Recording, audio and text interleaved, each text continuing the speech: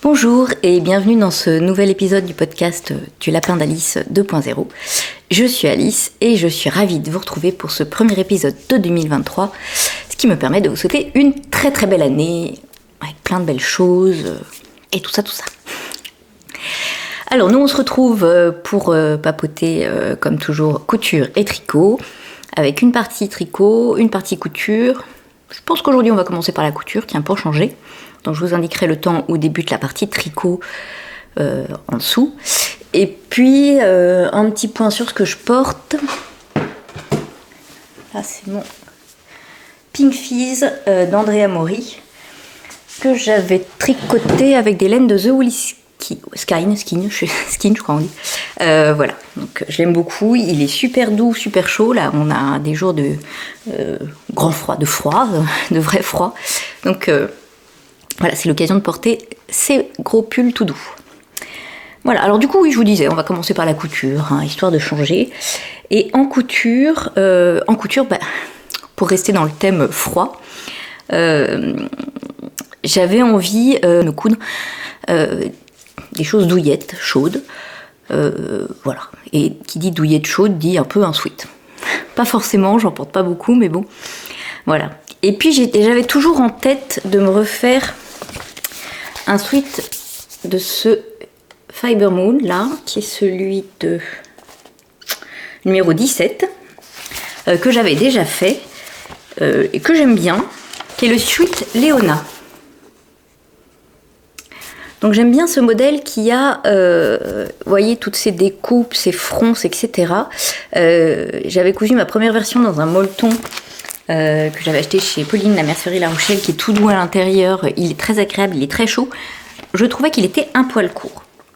Donc je m'étais dit, bah tiens, j'en referai un quand même, parce que comme vous voyez, c'est un modèle avec des manches chauve-souris.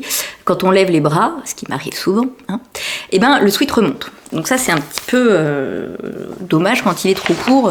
Voilà, j'aime pas forcément qu'on aperçoive ma peau. Donc du coup je m'étais dit je le referai, et là c'était l'occasion. J'ai essayé, j'ai fouillé dans mon armoire à tissu pour trouver de quoi faire certains cadeaux là à Noël, et je suis retombée sur un morceau de molleton que j'avais dû acheter au CSF, un des premiers CSF il y a très très longtemps, que je n'avais jamais utilisé. C'est fou ça. Je me suis dit lui il sera parfait. Alors j'ai réalisé mon sweat en taille S comme le précédent, et j'ai rallongé en fait le corps de 5 cm. Alors je vous montre mon sweat, donc Léona. Voilà, donc dans ce molleton gris avec des plumes dorées et qui est tout doudou à l'intérieur. Vraiment tout doudou, tout chaud, très agréable. Et donc ce qui me plaisait, vous voyez, le sweat a une construction assez particulière avec les devants qui ont cette forme, je sais pas si je vais arriver à vous montrer, comme ça là. Les devants ont cette grande découpe. Voilà, là on la voit. Le dos également. Donc ça, c'est pas des très grandes pièces. Par contre, du coup, vous voyez que les manches qui commencent là, elles font toute cette partie-là et là. Et elles sont, elles, très très grandes. C'est les manches les plus grandes pièces à caser. Donc j'ai rallongé grosso modo au maximum que ce que je pouvais dans mon coupon. Et j'avais oublié de noter que par contre, j'aurais pu rallonger un peu les manches aussi. Je ne l'ai pas fait. Bon, j'aurais pu les rallonger un petit peu. Donc le sweat se coud relativement facilement. Alors, moi on peut pas tellement le coudre à la surjeteuse. Enfin moi les angles comme ça là, je sais pas faire à la surjeteuse. Donc c'est cousu à la machine à coudre au point élastique. Voilà. Je les ai même bâtis, enfin j'ai cousu avant les coins, parce que le but c'est quand même que les coins soient vraiment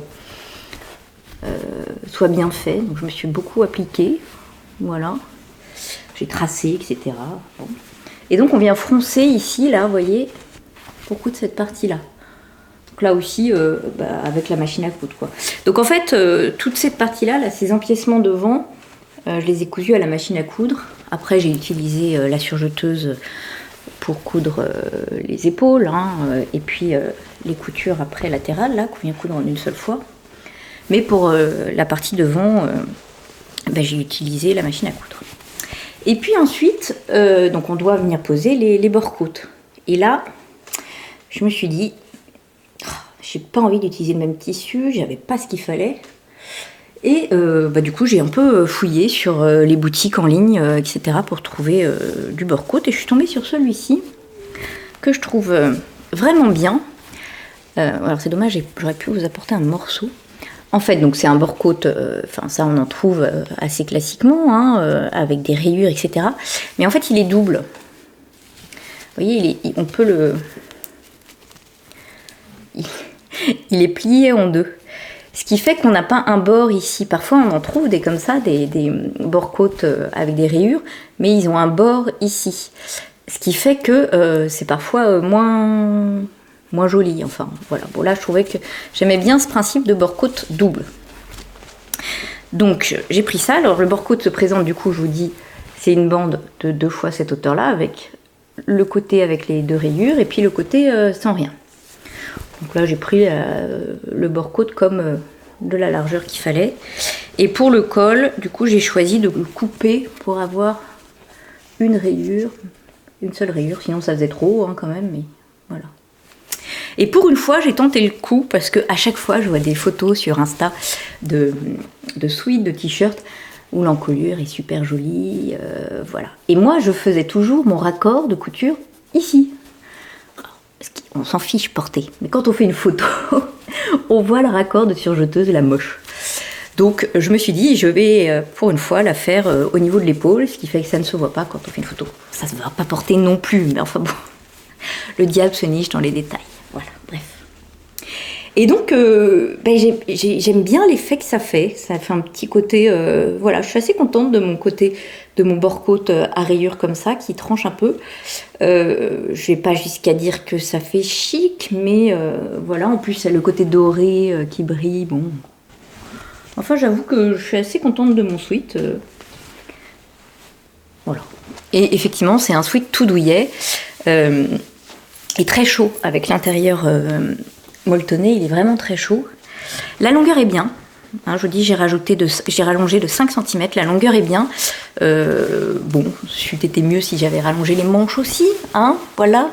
Donc, il faut que je note la prochaine fois de rallonger les manches aussi. Bref. Donc, vous voyez que là, la longueur, elle est bien, hein, même si je lève les bras. Bon, ils se relèvent, mais bon, voilà, je les lève vraiment. Voilà, ils se relèvent un peu, mais ça reste raisonnable. Par contre, les manches, elles sont tout petit peu courtes, quoi. C'est pile la bonne... ouais, pour moi, il me manque un tout petit peu, quoi.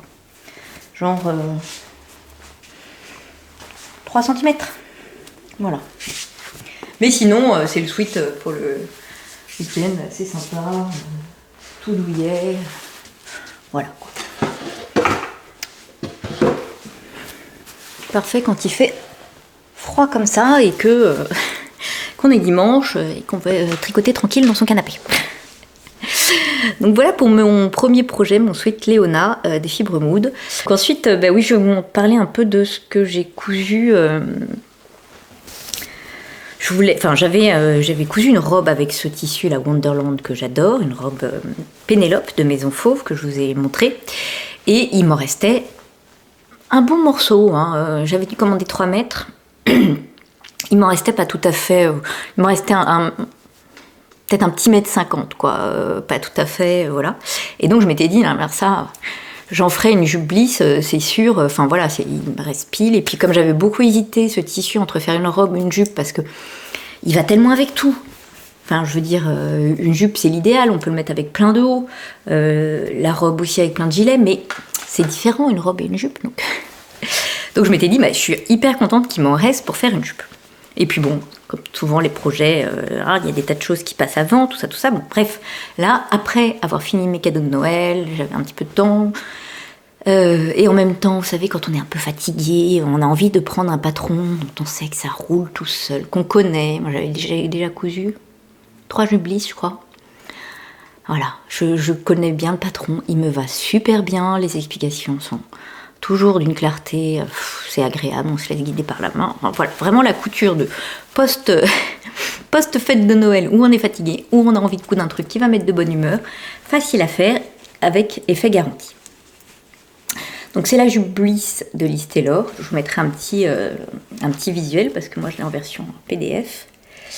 Que j'ai faite, toujours pareil, en taille 38, donc qui se caractérise par cette taille devant, vous voyez, qui est plate, ce que j'aime beaucoup.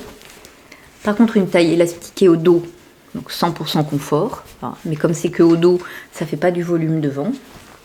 Au dos, on a la jupe dos qui est en 2 parties, là. Voilà, deux basques. Et puis la jupe devant qui a cet effet faux portefeuille. Alors, je pense que, d'ailleurs une fois sur 2, là le portefeuille est à l'envers par rapport à ce qui est censé être sur le patron, ce qui n'a aucune importance, on est d'accord. Mais une fois sur 2, je me trompe. Bon, voilà, c'est pas très très grave. Donc on a cet effet-là. Là, en fait, ici on fait des fronces à cet endroit-là. Dans le dos, c'est la ceinture qui vient froncer. Et puis le reste, il n'y a pas de fronce en fait, c'est des formes, des empiècements qui sont arrondis comme ça et qui donnent ce joli tombé et qui font pas de paquets, de gros paquets, quoi. J'ai choisi de la doubler parce que comme je voulais la mettre là maintenant, je vais la mettre en hiver, donc je me suis dit je vais la doubler. Là par contre il me restait pas assez de tissu, donc j'ai pris un voile de coton blanc basique. Donc vous voyez la doublure pour le coup c'est en un seul morceau. Voilà, c'est vraiment la jupe toute simple. Et donc là sur l'intérieur vous verrez mieux un peu la construction. Vous voyez avec l'empiècement. Voilà. Donc c'est un modèle qui est vraiment très facile à faire. On vient coudre les basques, on vient faire l'ourlet de la basque pour pouvoir le raccrocher au côté de la jupe. Et là aussi tout est nickel, tout est calculé pour que vous voyez la basque, elle est là. Une fois qu'on a cousu l'ourlet, elle va arriver pile à la hauteur de la sous-jupe. Bon, c'est super bien expliqué, ça tombe très bien. Moi, je trouve qu'elle me va très très bien. Je me sens hyper à l'aise dedans. C'est vraiment la jupe que je mets facilement, voilà, en toute occasion. Et puis bon, c'est pas magnifique ce tissu qui va avec tout.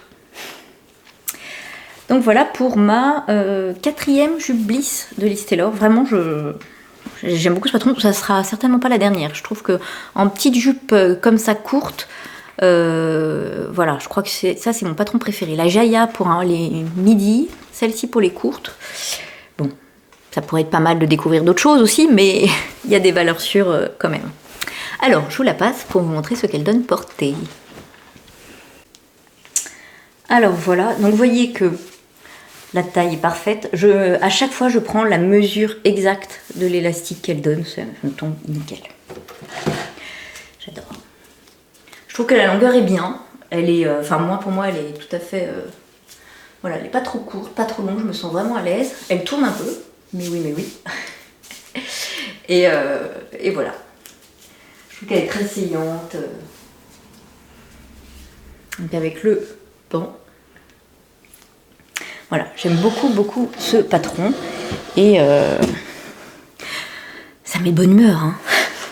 Rien qu'en regardant le tissu. Voilà, donc je suis ravie de ma petite jupe et j'ai fini mon coupon. Ça, c'est aussi un petit plaisir. J'avoue que... je sais pas, ça doit être la nouvelle année. J'en sais rien, là c'est pareil. J'essaie d'utiliser les restes en tricot. Ça me plaît de me dire que... Ça vide un petit peu. J'en ai vraiment besoin. Je suis loin d'avoir tout vidé. Mais c'est un début. Voilà. Alors, on va rester, dans la couleur, un peu les mêmes tons peps. Voilà. J'ai craqué sur un tissu quand je suis allée au CSF de Carcassonne. C'est une marque du Sud, qui vient d'Aix, je crois, que je connaissais pas du tout. Et qui proposait des tissus vraiment très jolis, qui changeaient un peu, je trouve. Et j'ai craqué notamment sur celui-ci, qui est une popeline, un coton, vraiment touché, on dirait du Liberty. C'est la même légèreté, la même fluidité, la même douceur, vraiment super qualité, voilà. Et ces couleurs, voilà, c'est pareil, bonne humeur garantie. Voilà, j'ai vraiment craqué sur ce tissu. Je me suis dit, là, je vais m'en faire un truc très sympa. Et puis, c'est toujours pareil. Moi, souvent, je craque sur le tissu et je réfléchis après au modèle. Et je me suis dit, il faut un modèle qui soit simple, mais vous ne me connaissez pas trop simple non plus, et qui mette quand même en valeur le tissu.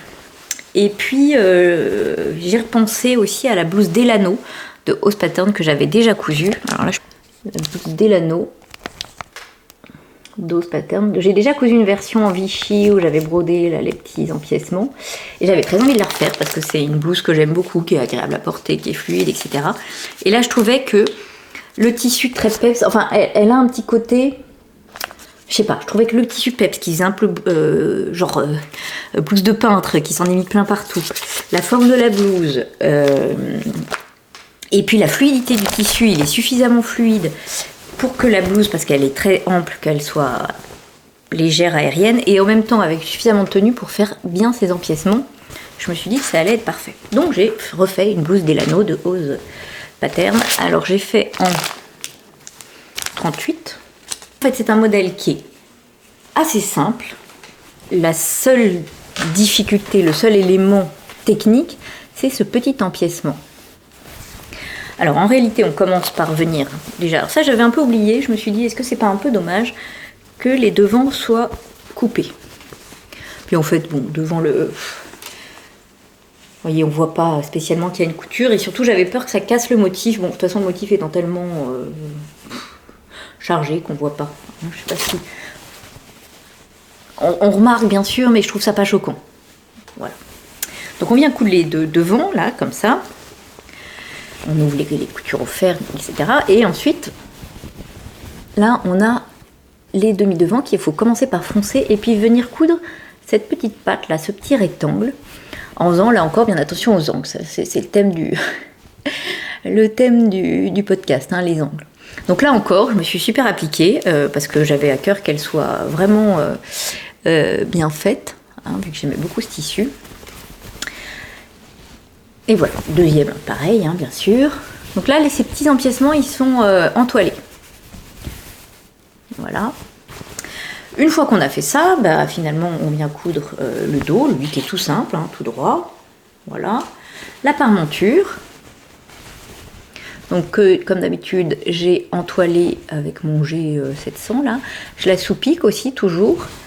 Voilà. Et ensuite, on est censé venir coudre par-dessus, donc là, la couture du rectangle, là. Et puis, tout du long aussi derrière, à la même... donc là, on doit être à combien? 3 cm, vous voyez, par rapport à l'encolure. Et on doit faire une surpiqûre tout le long. Alors moi, j'ai choisi de ne pas la faire. J'ai juste piqué là, effectivement, dans la couture ici pour maintenir bien mon rectangle et ma parmenture, mais je ne l'ai pas fait dans le dos parce que du coup ça maintient suffisamment la parmenture et je trouvais que c'était pas la peine. Vous voyez là, la parmenture elle peut pas bouger, hein, elle est cousue au niveau du rectangle. Ensuite viennent les manches qui sont d'énormes manches. Alors en fait en haut elles sont toutes simples et en bas elles ont cette forme très particulière, voilà. Ça aussi, c'était un des détails qui m'avait vraiment beaucoup plu dans cette blouse, cette espèce de manche, je ne sais pas comment on appelle ça, je trouve ça vraiment très sympa, qui a une forme hyper particulière. Hein. Limite, la première fois que je l'ai cousue, je me souviens, pour moi, ça, c'était la tête de manche. Ça avait plutôt une forme de tête de manche que d'inverse, quoi. En fait, c'est juste la forme qui est particulière, et on vient froncer beaucoup, et on finit par un petit poignet tout fin, façon biais, quoi. Hein. Voilà. Donc là, il faut juste beaucoup froncer. Et puis après, on vient surpiquer pour maintenir le poignet. Donc c'est pas compliqué, mais il faut froncer. Voilà. Pareil, bien sûr, de l'autre côté. Et donc, on a une blouse très colorée, très gaie. Je ne l'ai pas encore portée parce que depuis que je l'ai fini, il s'est mis à faire un peu froid. Que ça reste... oui, c'est vraiment comme du Liberty, donc c'est relativement léger comme tissu. Donc je ne l'ai pas encore porté, mais j'ai bien hâte. Voilà, ça va être... Là encore, pour le carnaval, je suis prête. Hein. Non mais j'adore, vraiment j'adore. J'ai trouvé d'autres tissus chez eux très jolis. Il y en a un que j'avais acheté pour faire un petit tote bag, un petit sac pour mon amie Marie. Voilà, vraiment un canevas très très joli. Enfin voilà, ils avaient vraiment des tissus qui un peu originaux et de bonne qualité. Alors bon, je ne l'ai pas encore lavé ni porté, mais vraiment au toucher, qualité au top quoi. Et ben je vous la passer pour vous montrer ce qu'elle donne portée. Alors, donc voilà, vous voyez cette encolure qui est vraiment très jolie, un petit peu dégagée mais rien de trop non plus. Et donc la blouse, vous voyez, qui est très très ample, mais le tissu a une jolie fluidité. Enfin, je trouve que voilà, ça va avec ses manches, donc très très particulière quoi. Je trouve ça vraiment original. Je sais pas comment on peut. Voilà, elles sont vraiment spéciales. Comme ça, on voit un peu.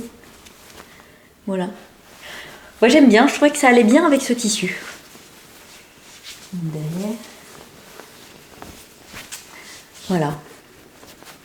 Je trouve ça très... c'est gai. Un peu Venise. Voilà. Ça me faisait du bien de coudre un peu des couleurs. Voilà. Alors ensuite, on va rester dans les blouses, pareil très ample en fait, c'était aussi la période, faut croire. J'avais craqué, comme souvent avec Papillon et PM Pattern, quand elle sort un modèle, souvent j'aime beaucoup, c'est la créatrice de la jupe Jaya, que j'aime beaucoup, et dont je vous parle souvent. Et là, elle avait sorti, ça devait être en décembre, la blouse Stan, blouse chemise, c'est pareil, je vous mettrai un petit PDF. J'ai craqué. Bon. Et puis j'ai pas eu le temps de la faire tout de suite. Et puis voilà. Et puis j'étais pas sûre du tissu. Je vous dis comme souvent. Enfin, j'ai pas toujours les associations tout de suite. Et en revenant du CSF, au CSF, j'avais acheté ce tissu de Liz Taylor, la collection hiver, sur lequel j'aurais pas craqué comme ça quand elle a présenté la collection. J'ai craqué sur plein de tissus, le nuit fleuri, enfin voilà, quasiment tous pour changer, mais pas celui-ci. Et en le voyant en vrai, j'ai trouvé vachement beau. Donc je l'ai acheté au CSF. Voilà, j'ai trouvé que les petits poils à fuchsia et kaki, c'était à la fois hyper chic, gai, mais tout en restant assez...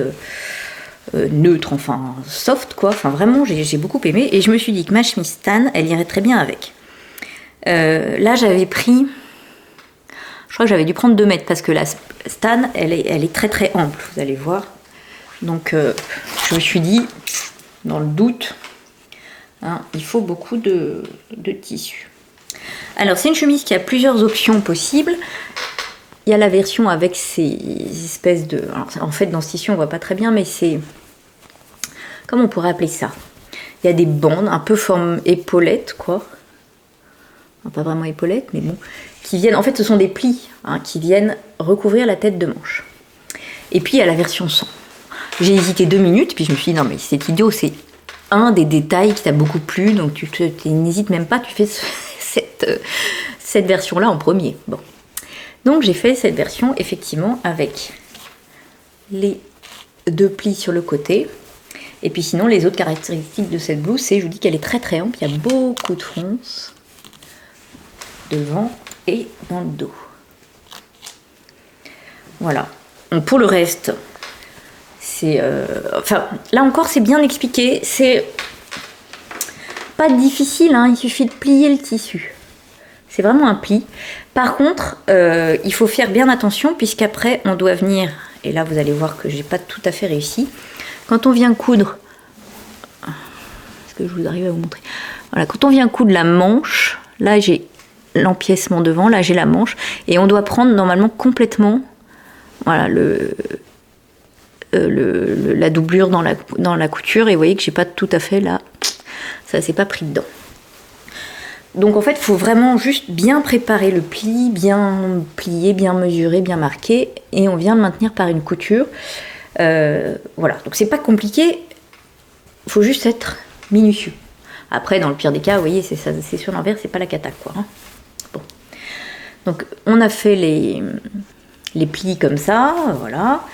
On vient froncer le haut du dos, et puis pareil pour les demi devant là, et on vient les raccorder, sachant qu'en plus on a l'empiècement, donc comme je vous dis, qui est doublé, donc il faut faire la fameuse technique du burrito pour prendre ça bien, donc ça demande un petit peu d'attention, mais c'est bien expliqué. Là, la partie des plis est vraiment bien expliquée, voilà, il n'y a pas de difficulté de compréhension du tout, c'est voilà, juste la difficulté d'être vraiment bien soigné. Il faut vraiment qu'on soit à la bonne distance pour coudre en même temps les deux morceaux.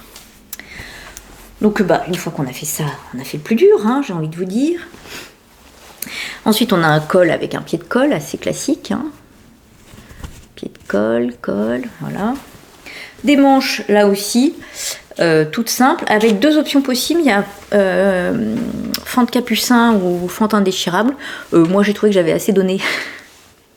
Et puis j'aime pas, enfin pas que j'aime pas spécialement. Finalement j'aime beaucoup le rendu de la fente indéchirable. Je trouve ça aussi bien que la pâte capucin là. Donc voilà, j'ai fait une fente indéchirable qui est quand même plus simple à réaliser que la pâte capucin, hein, je trouve. Et puis à force j'en ai réalisé des tonnes. Donc en fait on coupe le tissu et on vient border notre fente par un biais finalement. Alors moi ce que je fais pour que ça soit joli sur l'endroit, je commence par coudre cette partie-là en droit contre l'envers du tissu. Ce qui fait qu'après je rabats mon biais et je viens le surpiquer sur l'endroit. Ça je suis sûre qu'à l'endroit ça sera joli. Voilà, et alors vraiment je le préforme avant maintenant le biais, ça c'est beaucoup mieux. Voilà, ça facilite vraiment. Je le préforme avant au fer et voilà, au début j'y allais comme ça, puis je pliais après au fer, mais là voilà. Ensuite on vient coudre là une petite pointe en diagonale pour que ça puisse bien se former, et puis on a le poignet qui est tout simplement un poignet voilà, classique. Et puis voilà, il y a l'ourlet du bas bien sûr, hein, qui est un ourlet, un double rentrée tout simplement au bas de la chemise, et puis il nous reste les boutonnières à faire. Donc là, classique, hein. J'ai hésité pour les boutons parce que j'en avais des verts là, du Lis Taylor d'ailleurs je crois, pile de la bonne couleur, mais je trouvais que ça éteignait un peu ce tissu et que c'était dommage, et du coup j'ai pris les petits boutons bottines roses là de chez Lis Taylor, commandé chez Pauline, la mercerie à La Rochelle, et je trouvais que ça, voilà. Alors finalement, vous allez me dire de loin, les roses, les verts, on voit pas la différence. Mais si, moi je le sais. Non, quand même, on voit un peu. Moi je trouvais ça plus gai, vraiment. Et donc on en a là, et on en a au poignet, ces petits boutons très très jolis. Voilà, que j'aime beaucoup. J'ai réalisé une taille 38, comme toujours dans cette marque, elle me va très bien. Quoi d'autre, les marges de couture sont incluses, bon, comme les autres patrons, sinon je vous l'aurais dit. Voilà, rien de particulier. C'est une couture qui demande un petit peu d'attention à cause de ce fameux pli, mais qui est très sympa. Et je pense que je tenterai aussi la version sans pli, parce que elle a aussi ce côté très ample, qui est aussi sympa, même sans le pli, quoi. Et puis voilà. Je la trouve très sympa. Alors je vais vous la passer également pour vous montrer ce qu'elle donne portée. Alors voilà, donc la blouse, vous voyez, avec ce petit détail d'épaule. Alors c'est vrai que comme ça, enfin je me rends pas compte. Sur la caméra j'ai l'impression qu'on voit pas grand chose avec ce tissu chargé, mais bon. Voilà. Donc vous voyez qu'elle est très ample, là aussi. Avec toutes les fronces. Ici, toutes les fronces dans le dos aussi. Voilà, je la trouve vraiment très sympa, aussi bien comme ça que rentrée. En fait, ça fait très bouffant, ça fait assez joli aussi. Donc voilà, j'aime beaucoup les petits poignets. Et du coup, je suis très très tentée d'acheter la laine kaki assortie pour coudre un gilet, pour tricoter un gilet, hein, bien sûr.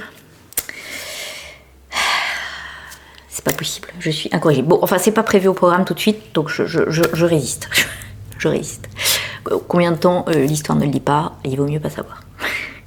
Mais bon voilà, je suis très contente de ce patron, enfin qui est pas petit du tout, mais de ce patron, qui change un petit peu de ce que j'ai, et je me dis que c'est pareil, il peut rentrer dans plein de tissus sympas. Et j'ai une dernière cousette à vous présenter, parce que ça manque un petit peu de robe, hein, voilà, quand même. Et c'est une robe que j'avais repérée il y a longtemps. Alors oui, je dois pas avoir le schéma technique, remarquez. C'est une robe de La Bavarese. C'est une marque allemande dont je vous ai déjà parlé. J'aime beaucoup ces modèles qui sont très féminins, très bien finis aussi. Voilà, très bien finis, etc. Et là, c'est la robe Olivia. Donc la robe Olivia de La Bavarese. C'est pareil, je vous montrerai ce à quoi elle ressemble. Pour vous dire, je me suis même rendu compte. Alors, c'est pas la robe Olivia, mais il y en a un de ces patrons que j'ai acheté 2 fois. Ça m'en rend compte. Bref. Ça, c'est le défaut des boutiques Etsy, c'est que je trouve qu'il n'y a pas de suivi. Parce qu'elle a une boutique, La Bavarese, mais quand on va acheter les patrons, quand on n'est pas en Allemagne et qu'on va acheter les patrons, il faut passer par la boutique Etsy. Voilà. Les patrons sont en allemand.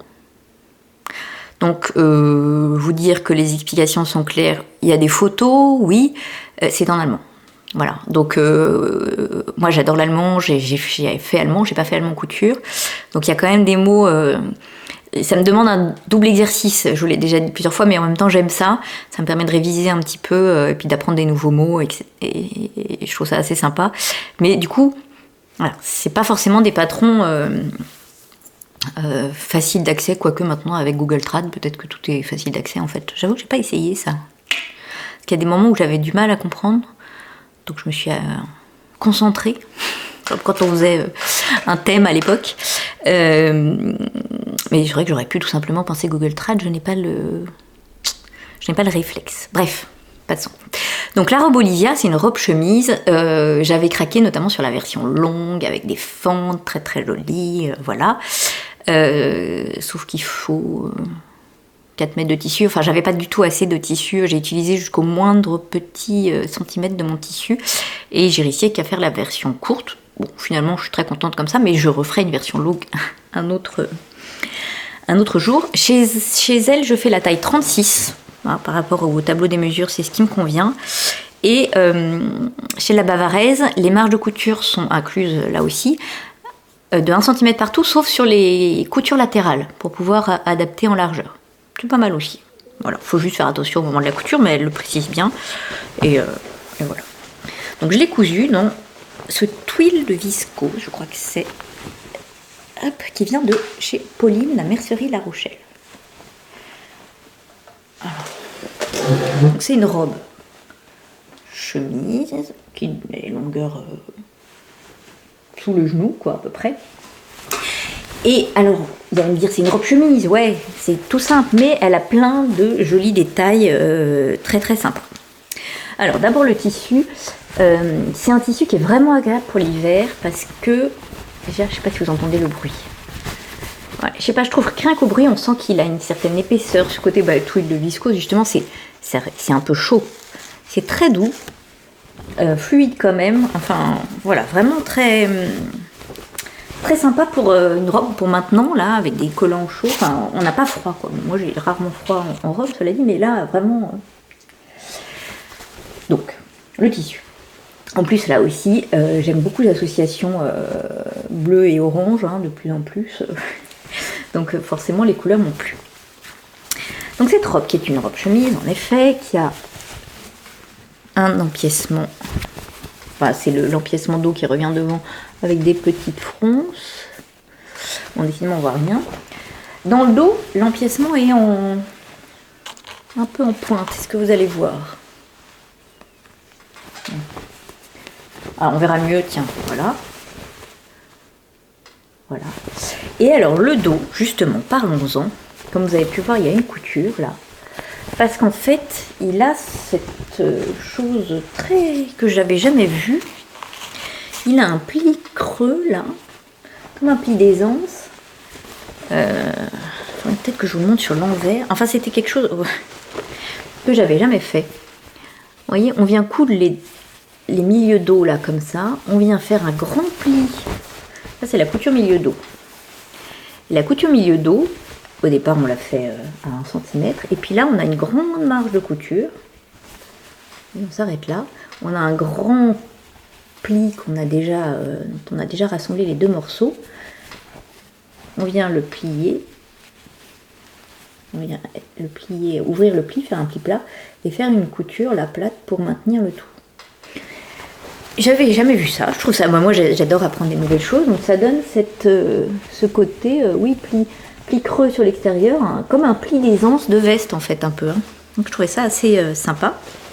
Déjà premier détail. Et puis on a aussi sur le devant, on retrouve c'est impossible de montrer quoi que ce soit. Hein. Si vous arrivez à voir quelque chose, là on a encore un, on voit mon doigt. On a encore un creux. Hein, pareil, le même principe de pli au niveau des devants pour faire un peu des pinces quoi à la taille. Vous voyez, on vient faire petit point de couture. Donc ça forme un pli qu'on vient écraser et rabattre pour former un pli creux sur le devant. On a pareil bien sûr de l'autre côté. Et dans le dos, du coup, on a notre creux au milieu du dos. Et puis, on en a encore sur le côté. On pourra à l'envers après. Alors après, l'autre particularité de cette robe, je vous dis, c'est que la version longue, il y a une fente là, les côtés sont fendus. Bon, quand la version courte, il n'y en a pas, donc là on coud les côtés tout simplement. On a une encolure qui est un petit peu, vous voyez, elle n'est pas fermée vraiment comme un col de chemise, elle est un peu arrondie en haut. Hop. Le premier bouton commence ici.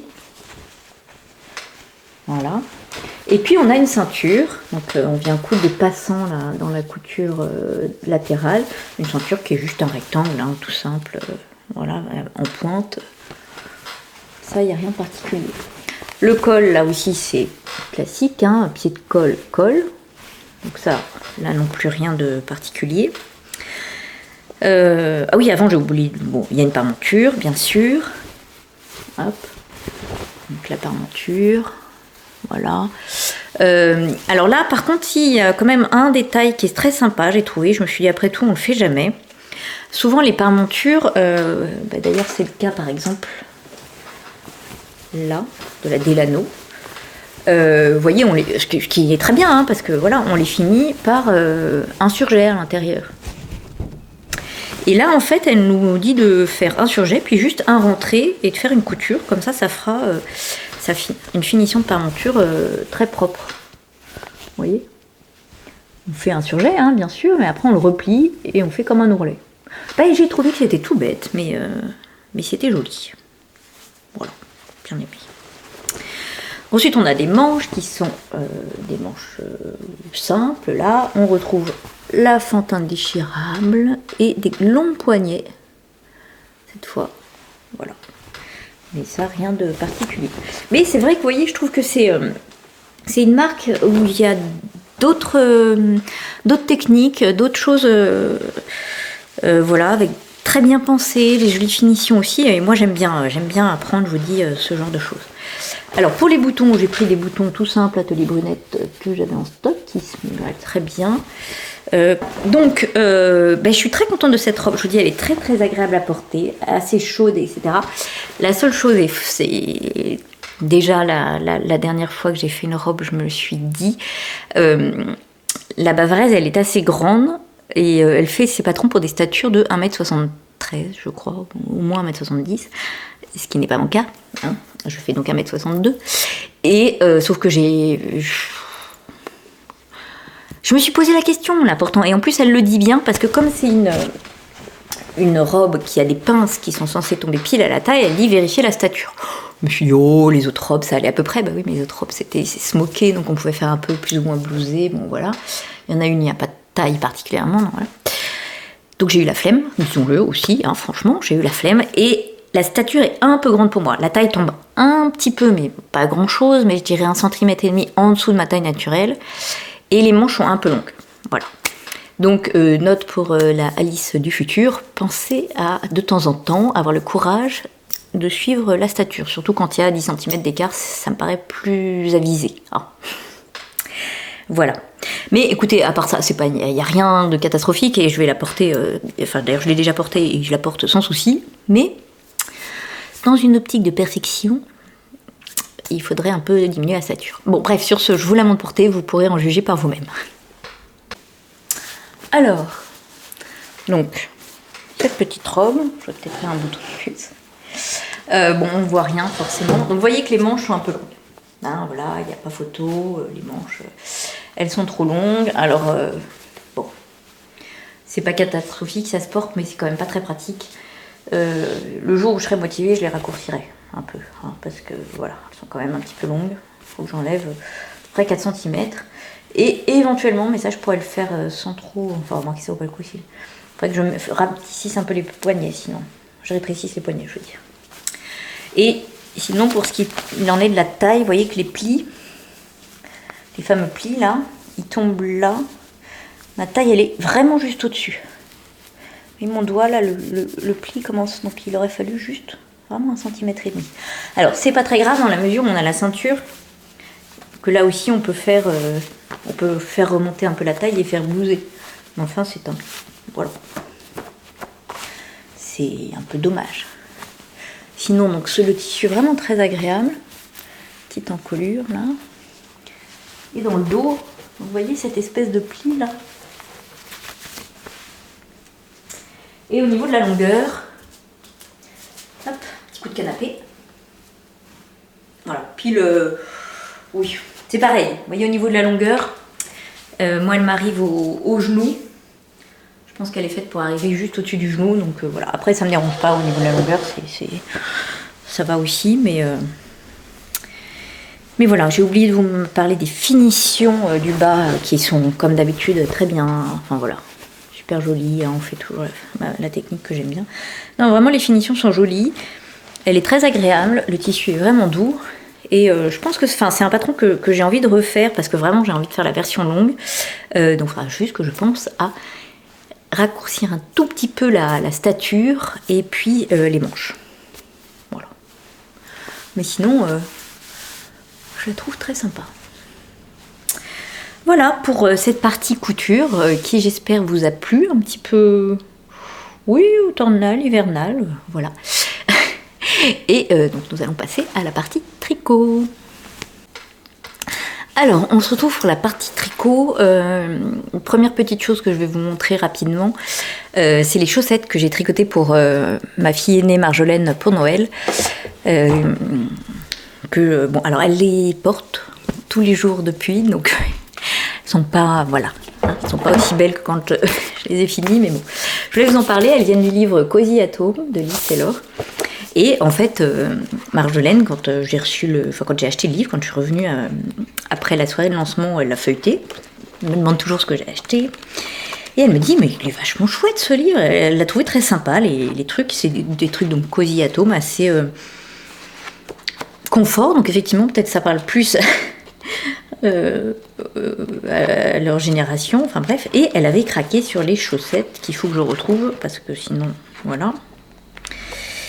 Et puis elle m'avait dit comme ça, elle m'avait dit qu'elle les trouvait vachement jolies, très mode, pas du tout has-been, enfin bref. Bon, je m'étais dit, ah ouais, tiens, bon, puis je m'étais dit, mais pourquoi pas lui tricoter pour Noël. Et elle avait craqué notamment sur, Marjolaine, elle est comme moi, elle aime beaucoup le bleu, donc sur celle-ci. Et du coup, quand je suis allée au CSF, je me suis dit, tiens, c'est l'occasion, je vais prendre la laine qu'il faut pour tricoter les chaussettes. Et alors, je n'avais pas du tout regardé le patron spécialement, donc j'avais pas tilté qu'elles étaient tricotées en double. Bon, voilà, je me suis dit, ok, très bien. Alors, je crois qu'il y a eu un problème de son au moment de la partie tricot, je ne sais pas trop où j'en étais. Donc, je vous parlais des chaussettes que j'ai tricotées pour Marjolaine, issu de ce livre, Cozy at Home. Voilà. J'ai pris les mêmes couleurs que préconisé, j'ai tout fait parce qu'elle avait flashé sur le modèle tel que.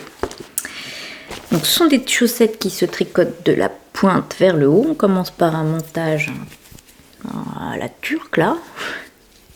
On fait des augmentations. On tricote le pied. On a les augmentations pour le gousset, le talon renforcé, et puis la tige qui est en côte 3-1, avec juste un endroit où on va venir faire que du jersey ici pour pouvoir rebroder au point de maille le petit cœur. Plus tard, après. Hein. Là, on continue la tige, on fait les petites rayures, et puis on finit par des côtes. Et donc le cœur qui est brodé au point de maille, c'est tout simple, mais c'est hyper mimi, je trouve. Voilà, donc très très simple, très rapide à réaliser, franchement hyper agréable parce que très très douce. Moi j'ai juste eu un souci au niveau de la longueur du pied, c'est-à-dire que si je suivais les indications, le pied était beaucoup trop long, enfin il y avait 4 cm en trop. Donc j'avais fait au début ce qu'ils disaient, puis je les ai essayées, je me dis elles paraissent vraiment longues, je les ai essayées, et elles étaient vraiment longues. Marjolaine elle a le pied un petit peu plus petit que moi, donc c'était juste pas possible, donc j'ai défait et j'ai enlevé 4 cm à la longueur du pied préconisé pour que ça soit bien comme taille quoi. Donc vous voyez qu'elles sont portées, voilà, elle les met tous les soirs, elle adore, et c'est hyper confort. Franchement, je les ai essayées plusieurs fois en les tricotant pour voir la taille, mais qu'est-ce que c'est doux. Je fais comme tout le monde, c'est d'une douceur. Non mais là, ça me donne envie de retricoter des chaussettes, mais comme ça, en double quoi, parce que ça, c'est tellement agréable pour la maison. Donc voilà, elle est très très contente et moi je suis ravie de lui avoir fait plaisir. Et puis je vous dis, le processus était vraiment sympa. C'est un cadeau très très chouette à faire. Voilà. Alors en tricot, j'ai aussi un projet pour moi que j'ai repris parce que j'ai trop d'encours. Et là je commence à me dire, je vois la limite parce que c'était un pull que j'avais commencé l'année dernière. Il n'y a pas tout à fait il n'y a pas un an, mais bon, il y a longtemps. Et donc je le finis que maintenant, c'est quand même dommage quoi. Donc il faudrait que j'ai un peu moins d'encours pour qu'il dure moins longtemps. Vous voyez. C'est un pull qui est issu de ce livre-là, Worsted, de la bien-aimée, que j'avais acheté les laines au Knit It de l'année dernière, donc 2021, pour compléter. J'avais testé pour Nadia Crétin-Leschen le jacquard qui est dans ce livre, que je trouve magnifique, j'adore. D'ailleurs là c'est pareil avec les températures qu'il fait, ça va être idéal. J'avais testé le Azukena. Et comme c'est un jacquard, il me restait pas mal de couleurs. Et quand le livre est sorti, je me suis dit, mais c'est parfait, il y a le modèle qu'il me faut. Je vais faire le Stratify, donc ce pull qui est tout rayé, pour utiliser mes restes. Voilà. Alors j'ai quand même dû en racheter quelques-uns parce que il y a plusieurs. Oui, j'ai utilisé plusieurs restes, mais il y a quand même un coloris que j'avais pas et puis un que j'avais plus assez. Enfin bon, bref, on achète des laines pour finir les restes et après on a des restes de restes. Hein. Bref, donc ce pull-là, j'avais très envie de le faire, je l'ai commencé, puis je l'avais laissé de côté parce qu'il commençait à faire beau. Donc là, je me suis dit, je vais le reprendre, il me restait les manches, ça se tricote en aiguille 5, donc ça va très vite. Je me suis dit, c'est l'occasion, je vais pouvoir le porter maintenant. Donc c'est le Stratified de Tiff Néon. Je sais pas comment on prononce. Je l'ai tricoté en taille 3. Il y a plusieurs versions, cropped ou pas cropped, et manches courtes ou pas courtes.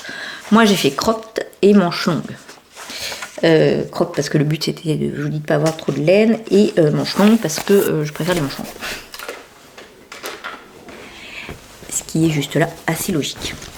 Donc je l'ai tricoté, je vous dis, en Cory Worsted de la bien-aimée. La bien-aimée, on ne voit pas trop que c'est Cory Worsted, c'est ça. Donc c'est de la laine, c'est de la laine 230 mètres pour 100 grammes, 75% Falkland Corridel et 25% Gotland Wool. C'est une laine qui est rustique, enfin voilà, elle est beaucoup moins douce qu'un mérino, mais je la trouve très agréable. Enfin, j'ai beaucoup aimé tricoter avec le jacquard de Nadia, j'ai beaucoup aimé la tricoter. Elle a un petit côté poilu. Voilà, et je trouve que les couleurs sont vraiment magnifiques. Enfin bon, voilà, moi j'ai beaucoup aimé. Est-ce que j'ai toutes les couleurs? J'ai l'impression qu'il m'en manque une là. Ah non, voilà. Voilà les couleurs que j'avais choisies. Voilà. Donc celle-là. Voilà, ça c'était même la verte, je crois, je sais plus. Celle-là, c'est sûr, je les avais dans mon Azucena. Celle-là, je ne sais plus, je les ai peut-être... La verte, c'est sûr, je crois, je l'ai rachetée. Enfin, je sais plus, bref. Les autres étaient des couleurs de les restes de mon Azucena. Et donc j'aimais bien ce jeu qui à la fois reprend un peu les couleurs originelles, mais pas tout à fait. Voilà. Donc vous voyez qu'il m'en reste un peu de mes restes. Voilà. Hop. Et donc voilà. Je trouve trop beau. Alors en plus en ce moment j'ai vraiment envie de rayures à fond, donc voilà, c'était vraiment parfait de l'avoir repris. J'adore le jeu des couleurs qui est très, qui fait un peu rétro, vintage, hein, mais bon, voilà, j'aime bien. C'était vraiment très sympa à tricoter parce que c'est des toutes petites sections, hein, vous voyez, bon à part celle-ci, mais ça avance vraiment vite. On est en aiguille 5, donc c'est des petites sections. On change de point à chaque fois. Donc c'est sympa, on change de couleur, donc c'est motivant, enfin vraiment top à tricoter. Donc c'est un modèle qui se tricote du haut vers le bas. On commence par le col, là, en côte de un torse. Le plus dur c'est de choisir l'ordre des couleurs. Ensuite on a une partie, c'est un modèle qui se tricote avec des augmentations raglan, hein, partie dans une première couleur. Ensuite on a le deuxième coloris là qui a rien de particulier, si ce n'est que je crois à un moment on fait une petite maille, on tricote par le brin arrière, bon oui, un rang sur deux par le brin arrière, ça donne juste une petite texture. Ensuite vous voyez là on a juste une maille glissée, là on a des trous, là du jersey, puis bon voilà, on réutilise un peu les mêmes associations hein, de trous, de mailles glissées, mais en jouant avec les différentes couleurs. Et puis on finit par des côtes à nouveau torse de 1. Ensuite on reprend les mailles pour les manches et on refait le même jeu de rayures, sauf que si on veut les manches longues il faut continuer les rayures comme expliqué pour le corps version longue quoi. Mais là moi ça marchait pas, elles n'étaient pas assez longues en faisant ça. Donc du coup j'ai défait et j'ai augmenté un peu, quelle partie j'ai augmenté un peu, celle-ci et puis celle-là beaucoup, la rose là. Parce que sinon ça faisait pas des manches assez longues. Et puis on finit par un long poignet de côte de 1. Et après, je vous dis très agréable à tricoter, la laine un régal, etc. Ça va vite, mais après il y a tous ces petits fils à rentrer. J'avais pas du tout pensé à ça. Remarque, il vaut mieux ne pas anticiper ce genre de détails, c'est pas les plus plaisants. Donc voilà, après il faut rentrer tous les petits fils. Et quand je l'ai fini, je me suis dit, il est vraiment court quoi. Il était vraiment court, donc au blocage j'ai tiré dessus. Là je trouve que la longueur est bien maintenant. Mais j'espère que ça va pas, vous voyez, parfois quand on tire quand même pas mal au blocage, après ça remonte. Donc j'espère qu'il remontera pas trop. Voilà, au pire, vous voyez, il me reste de la laine, je déferai les côtes et je referai 1 ou 2 rangs de couleurs. Donc le modèle est relativement simple, hein, mais je trouve par contre, d'abord il y a des coquilles dans le livre, ce qui n'est pas grave, ce qui peut arriver, mais elles sont difficiles à trouver, la page d'erreur est difficile à trouver. En fait sur le lien Ravelry, vous avez un lien pour cliquer Errata Worsted, et en fait il vous mène à rien. Donc pour trouver la bonne page de correction d'erreur, il faut aller directement sur le site de la bien-aimée et vous avez les collections Worsted et le dernier lien c'est Errata Worsted. J'ai mis un peu de temps à le trouver, je me suis un petit peu énervée, voilà, mais bon j'ai fini par le trouver.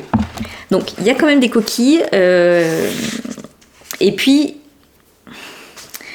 je trouve que c'est pas, mais je sais pas si c'est la présentation. C'est quand même pas le livre le plus lisible. Voilà. C'est pas forcément un modèle qui est facile à suivre. Alors après, c'est aussi parce que c'est un très beau livre. Je voulais pas le marquer dessus. D'habitude, je marque plein d'annotations. Là, je voulais pas écrire dessus. Donc c'est peut-être aussi pour ça que j'ai eu du mal à suivre où j'en étais. Hein. Voilà. Et puis le coup des rayures, c'est pas si évident que ça. Je vous dis le fait que pour les manches, finalement ils vous disent pour les manches arrivez à la longueur, ils vous expliquent les manches courtes, puis pour les manches longues faites comme pour le corps. Bon, ok, voilà, mais rien de bien compliqué, mais enfin voilà, un petit peu. Et puis peut-être aussi qu'entre temps il y avait 1 an de passé, donc voilà. Quand on fait un modèle de bout en bout, on a la logique en tête, quoi. Bref, je vous le montre. Alors, je viens de le finir, donc je ne l'ai pas encore porté. J'ai hâte, parce que ça, je dis, ces couleurs-là, c'est tellement... C'est sympa, quoi, j'aime bien. Je suis pas sûre que ça plaise chez moi, ils vont trouver que ça fait trop vintage, mais j'aime bien. Donc, vous voyez, l'encolure, hop, elle est bien. Et il est court, hein. Vous voyez, il est court. Il arrive vraiment à la ceinture, mais ça va. Quand j'avais terminé, il arrivait là, quoi. Là, je me suis dit non. Hein. Là, ça va. Il faut pas plus court, hein. Et après, je le trouve vraiment sympa. Et du coup, oui, les manches, bah oui, alors comme je les ai rallongées, bon, elles sont bien longues, mais ça va. Sinon, ils tombent nickel, hein, je trouve qu'au niveau de l'aisance et tout, vraiment sympa, quoi. Et très... Alors, c'est... Bon, moi, je crains pas la laine. Honnêtement, c'est pas la plus douce. C'est pas la plus douce. Je pense que si on craint la laine, elle peut piquer un petit peu. Voilà. Enfin, elle peut piquer. On la sent. Moi, je crains pas du tout, donc ça me dérange pas. Là, j'ai un t-shirt manche longue, mais vous voyez, là, il est assez décolleté. Voilà, ça me dérange pas. Mais néanmoins, je la déconseille aux gens sensibles. Voilà. Donc, mon nouveau pull que j'ai hâte de porter, il va falloir que je trouve des petites choses sympas pour aller avec. Bien qu'avec un jean, ça aille très bien, mais enfin, bon, bref. Bah tiens, tant qu'on est dans le livre worsted, j'ai monté ce week-end parce que, voilà... Hein, ça me trottait dans la tête et puis j'avais envie. Le châle Knit Provisation de Westknit, qui est aussi dans ce livre. Et alors pour la petite histoire, je l'avais pas repéré spécialement le châle quand j'ai acheté le livre. Hein. Il y a plusieurs modèles que j'ai repérés et que j'ai encore envie de faire, mais pas le châle. Pas le châle parce que bon, les couleurs me plaisaient moins, enfin je sais pas. Et dernièrement, le châle est sorti en individuel. Hein, Westknit l'a sorti, Stéphane West l'a sorti en individuel. Il l'a tricoté en coloris bleu. Donc là, quand j'ai vu la photo, le jour où j'ai vu la photo sur Insta, j'ai dit ah, trop beau, j'adore ce châle et tout, machin. Je file sur Ravelry. Et heureusement que j'ai réfléchi, enfin que j'ai regardé avec un petit peu plus d'attention et que j'ai vu que le modèle était disponible au départ dans le livre Worsted. Parce que sinon, je rachetais le patron. Hein. Donc j'ai vu que j'avais déjà le patron. C'est bien Alice, c'est bien. Comme quoi, non mais vraiment les jeux de couleurs, ça peut tout changer. Bref, j'ai mis ça de côté. Et puis c'est un châle qui donc se tricote avec cette fameuse laine, la worsted là, donc de la laine épaisse. J'en ai pas d'avance. Enfin si, j'en ai peut-être, mais bon, bref. Là, il fallait plusieurs bleus. Je voulais pas racheter de la laine. Et je me suis dit, bah, je vais quand même essayer de le faire avec ce que j'ai, avec des restes, en allant piocher un petit peu. Tant pis si c'est pas pile de la bonne épaisseur, quoi. De la worsted, hein, c'est un châle, donc voilà. Donc j'ai été ramasser un peu mes restes de ce que je pouvais avoir en sport déca. Donc j'avais notamment tout cela de Madeleine et Philibert. C'est de la Mairie Sport qu'elle fait plus. J'avais tricoté un jacquard de Nadia Crétin-Lechen avec et donc il m'en reste pas mal. J'ai pris ça. Je viens de tricoter, je vous l'ai montré il n'y a pas longtemps, le pull cachou de Nadia Crétin-Lechen dans ce mélange, la moire et bleu, il m'en restait un peu, donc je me suis dit ça, les deux ensemble, ça fera un peu, fera de la déca. Il me restait aussi celui-ci, la Mairie Surie, toujours de Madeleine et Philibert, qui est du sport. C'est celui avec lequel j'ai tricoté mon gilet, qui s'appelle je ne sais plus comment. Acacia, un truc comme ça. Et je me suis dit, je vais le doubler avec un fil de mohair, là, c'est de Ivy Fiber Co. Donc ça fera bien ensemble. J'ai quoi aussi? J'ai des petits restes comme ça de... ça, c'est de la Malabrigo Arroyo, donc de la sport aussi. J'ai pris aussi un peu... j'ai d'autres petits restes, ça doit être... Je sais pas si c'est pas aussi de la sport... C'est de la Lion de Madeleine et Philibert. J'ai ça, je sais pas si je la mettrai celle-ci, ça dépend s'il me manque des autres coloris. Qui doit être de la Eden Cottage Yarn, avec lequel j'ai fait mon pull enchanté. d'Atelier Mini que j'aime beaucoup. Et puis après, j'ai des petits restes par-ci par-là. J'ai pris celui-là aussi de la droguerie, là, le fil comète, au cas où. J'ai moins envie de le mettre parce que malgré tout, celui-là, je le trouve moins doux. Donc je suis pas sûre que ça, au niveau du cou, voilà. Bref.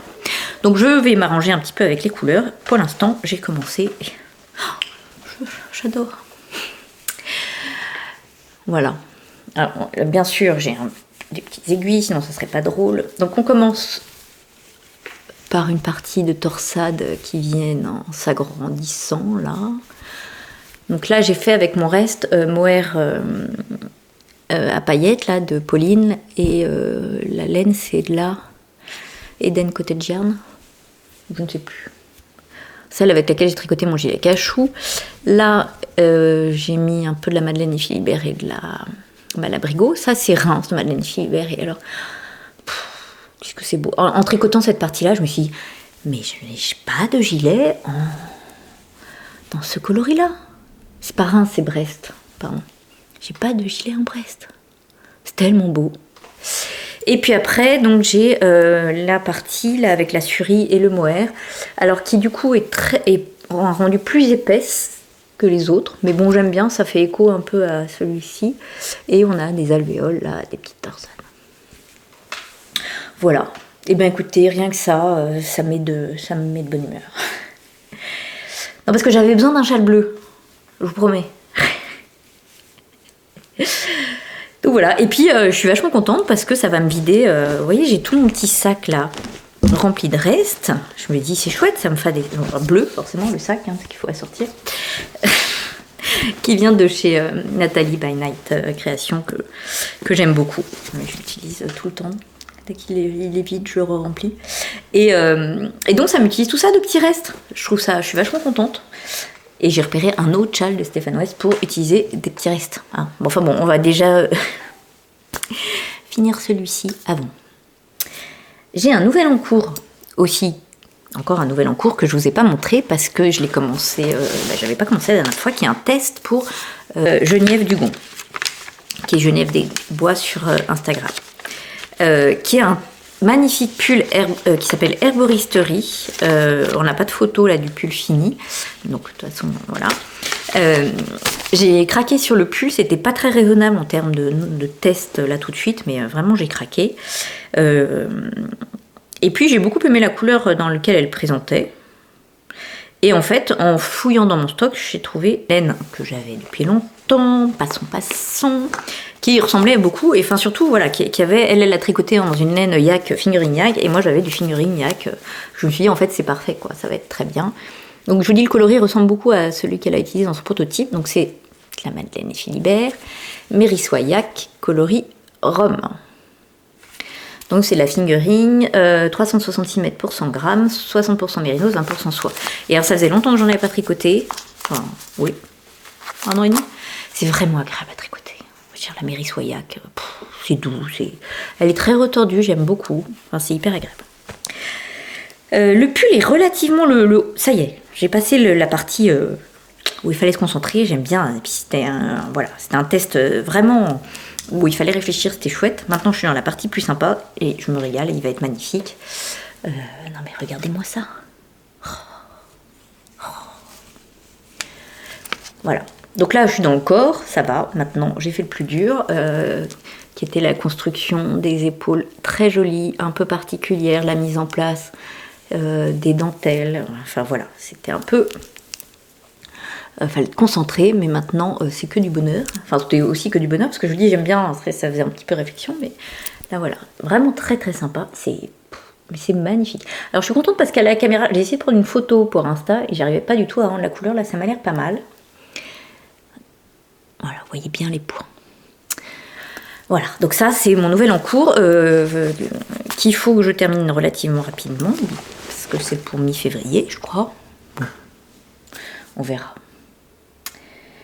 Après, j'ai toujours j'ai repris un peu quelques rangs. Je crois que je vous l'avais remontré la dernière fois. J'avais ressorti un peu mes encours, qui est le... Ah non, c'est lui le Acacia et l'autre, c'était le Mimosa cardigan. Le Acacia cardigan de Irène Lin, que je tricote, et bien justement avec les laines de Liz Taylor, là, mélange fingering mohair, et que j'ai repris un peu parce que c'est pareil, je me suis dit, c'est quand même le pull vraiment idéal pour maintenant, quoi. J'en étais juste à la séparation, donc j'ai fait quelques rangs. Et je suis contente parce que je ne retiens pas la grille complètement, mais je l'ai bien plus le modèle en tête. Enfin, au début, j'étais vraiment obligée de lire bien rang par rang. Là, au début du rang, je vois où j'en suis, je sais ce que je vais avoir à faire. Voilà, parce qu'il y a beaucoup de motifs différents. C'est très joli aussi. Parce que, voilà.